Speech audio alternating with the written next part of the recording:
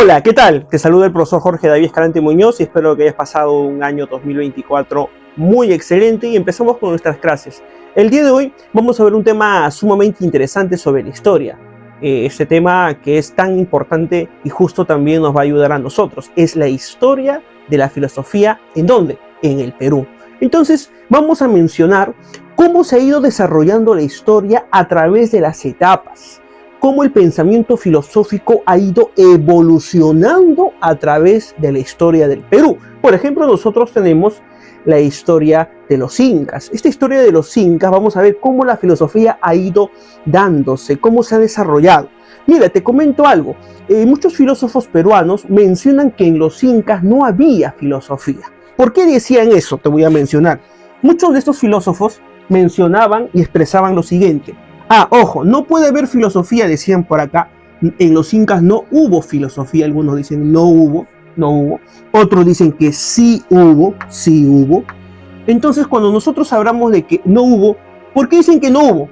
Porque se menciona que la filosofía es netamente griega.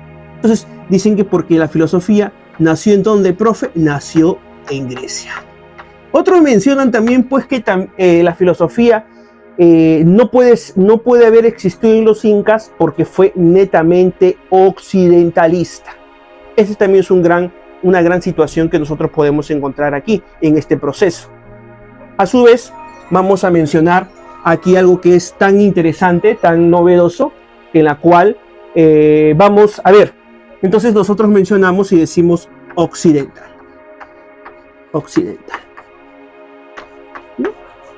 Pero esto lo menciona el filósofo peruano Salazar Bond. Yo soy estándar. Él nos va a mencionar que sí hubo filosofía. Se menciona de que sí, pero ¿por qué? Porque nosotros tenemos un pensamiento ya que se ha dado. Entonces ellos mencionan que sí hubo filosofía porque existía un pensamiento.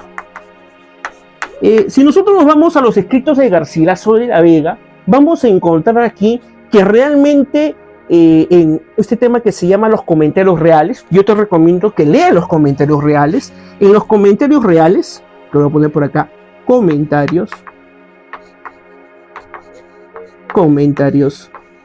reales de los incas, que esto lo escribió nuestro amigo, por si acaso, Garcilaso de la Vega, y él menciona que ya había un pensamiento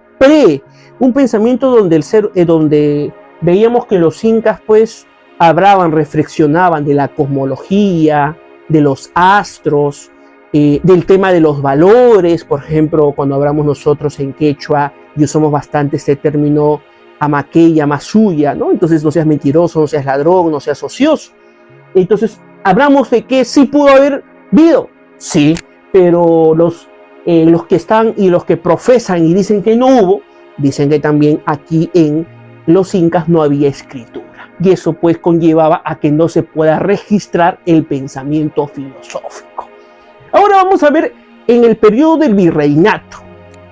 Este periodo del virreinato, como ustedes sabrán, va a ser la época de la dominación europea española. Esto va a conllevar a qué, jóvenes.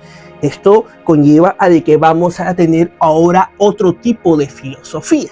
Es una filosofía netamente europea, ¿no? Que es llamada, muchos de ustedes habrán escuchado, la famosa escolástica. Profe, la palabra escolástica viene del término latino que significa, pues en muchos de los casos, escuela, ¿no?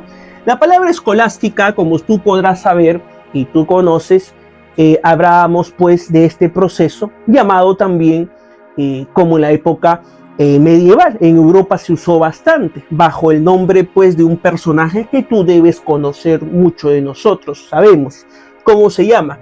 Lo usaba pues Tomás de Aquino. Entonces Tomás de Aquino ya nos mencionaba de la filosofía escolástica.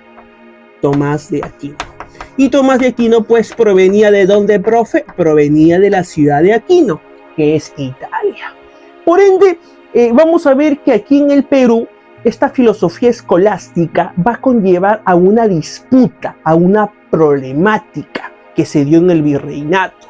¿Y cuál fue esa problemática que se dio en el virreinato, profe? se buscaba acá y se decía la condición de un personaje que va a ser el protagonista de toda esta historia del virreinato, el indio.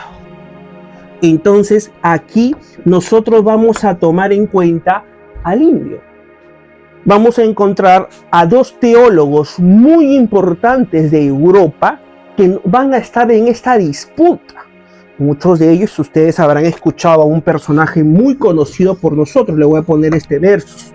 Uno se llama Ginés Sepúlveda, ¿no? Sepúlveda, le dice un nombre, Sepúlveda. Sepúlveda decía pues que el indio no tenía alma y que por ende no podía desarrollarse como tal, no podía ser cristiano y muchas cosas más. Pero tenemos a otro, que fue el defensor, en este caso, ¿de qué, profe? Fue el defensor de los indígenas. Muchos de ustedes lo habrán escuchado, y él decía, ellos son nuestros hermanos menores, y que pueden, y que necesitan de nosotros para que puedan reencontrarse con Dios, el Dios de los cristianos. Entonces, en este tiempo, vamos a encontrar que está Bartolomé de las Casas. Entonces lo voy a poner por acá, de las Casas. Entonces se encuentra por aquí Bartolomé de las Casas. Esa va a ser la disputa. Muchos decían, no, los indígenas no tienen alma, como Ginés de Sepúlveda. Te comento un dato. Ginés de Sepúlveda conoció, por si acaso, de cerca a Martín Lutero. Ojo, a Martín Lutero, a todo ese círculo en la época de la Reforma protestante que se dio en el siglo XVI. Entonces, dejando un poco esto, ahora nos vamos a ¿dónde? A la época de la emancipación. Una filosofía muy distinta, una filosofía que tú vas a encontrar acá que va a tener ideas progresistas de liberación. Hay que entender que acá fue promovido, por si acaso, por los españoles, como tal, como los peninsulares, pero aquí en la emancipación vamos a encontrar que esta filosofía tiene netamente de la época francesa. Y nosotros conocemos a esta filosofía como la Ilustración. Tú te acordarás que la Ilustración tiene como referencia el siglo de las luces. Este fue el punto de partida para que se pueda dar la Revolución Francesa. Acuérdate que va a ser muy importante para en esa época de Francia, donde pasaba por un momento muy peligroso que eran las ideas absolutistas que tenía el rey Luis XVI. Esto va a conllevar a que acá se puedan dar, esta viene pues una filosofía francesa. Entonces ponemos por acá francesa. Acá lo que se buscaba eran las ideas del liberalismo, profe.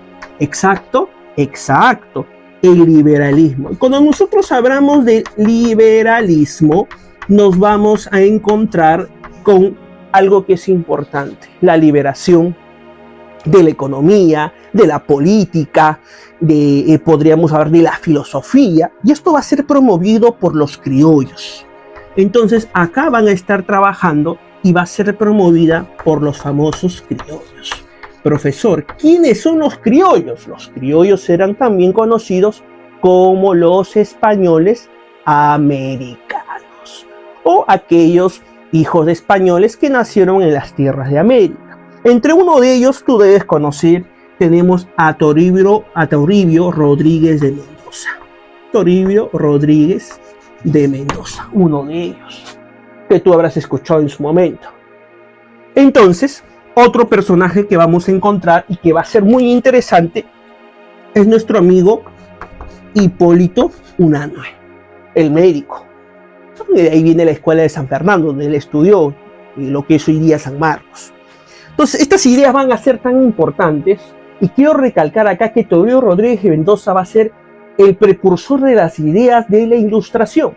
¿Por qué? Porque cuando se crea el primer Congreso Constituyente en el año 1822, le van a poner como presidente honorífico a Toribio Rodríguez de Mendoza. ¿Por qué? Porque él trajo las ideas liberales de la época. Entonces, dejando todo esto, se viene una época que es la República. Justo como ustedes sabrán, este año cumplimos 100 años de la batalla de Junín y la batalla de Ayacucho,